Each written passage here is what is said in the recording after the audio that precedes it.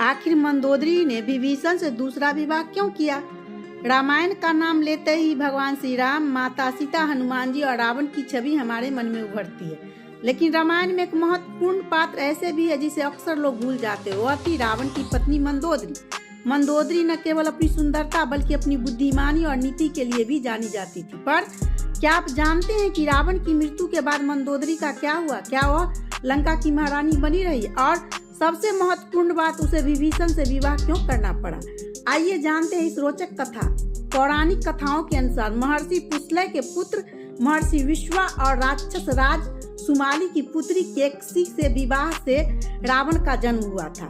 रावण की पत्नी मंदोदरी असल में मन्य दानव की पुत्री थी। वह बेहद गुणी और धर्मपरायण स्त्री थी। कहा जाता है कि मंदोदरी ने भगवान शिव की घोर तपस्या की थी और यह वरदान मांगा था कि उसका पति धरती पर सबसे अधिक शक्तिशाली और धनवान हो। भगवान शिव के आशीर्वाद से उसका विवाह लंकापति रावण से हुआ।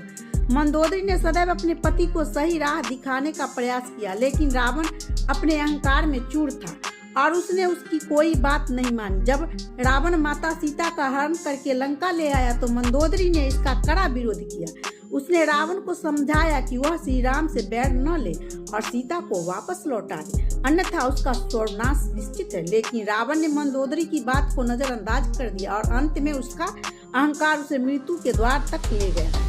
राम रावण युद्ध के दौरान मंदोदरी अपने पति और पुत्र के लिए चिंतित थी। कुछ कथाओं के अनुसार रावण को मारने के लिए एक विशेष बाण की आवश्यकता थी, जिसकी जानकारी सिर्फ मंदोदरी को थी।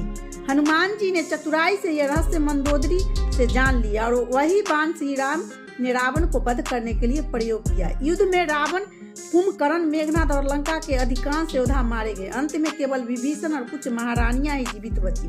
रावण की मृत्यु के बाद श्री राम ने लंका का राजपाट विभीषण को सौंप दिया। जब विभीषण लंका के राजा बने तो श्री राम ने मंदोदरी से विभीषण से विवाह का प्रस्ताव रखा। उन्होंने कहा कि लंका का एक योग्य रानी भी की आवश्यकता है और मंदोदरी से बेहतर कोई नहीं। लेकिन मंदोदरी उस समय अत्यंत शोक में थी और उसने कोई उत्तर नहीं दिया। कुछ कथाओं के अनुसार जब श्री राम अयोध्या लौट गए तब मंदोदरी ने खुद को महल में कैद कर लिया और पूरी दुनिया से संपर्क तोड़ ली। परंतु कुछ समय बाद उसने विभीषण से विवाह करने का निर्णय ले लिया। हालांकि कई विद्वान इस कथा को सत्य नहीं मानते हैं। उनका कहना है कि मंदोदरी एक पतिव्रता धर्म का पालन करने वाली स्त्री थी और अपने पति रावण के प्रति पूर्ण रूप से समर्पित थी, इसलिए उसका विभीषण से विवाह करना संदेह लगता है। ऐसा कहा जाता है कि प्राचीन काल में कुछ समाज में यह परंपरा थी कि राजा के निधन के बाद उसकी रानी को राज्य की भलाई के लिए उसे उत्तराधिकारी से विवाह करना पड़ता था। सुग्रीव ने भी अपने भाई बाली की मृत्यु के बाद उसकी पत्नी तारा से विवाह किया था। इसलिए कुछ लोग मानते हैं कि मंदोदरी का विभीषण से विवाह करना राजहित में था। लेकिन रामायण की कुछ शाखाओं में इस कथा का उल्लेख नहीं मिलता, जिससे यह एक रहस्य बन गया है।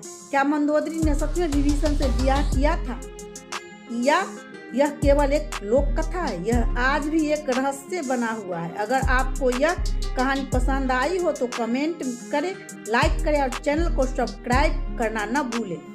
जय श्री राम।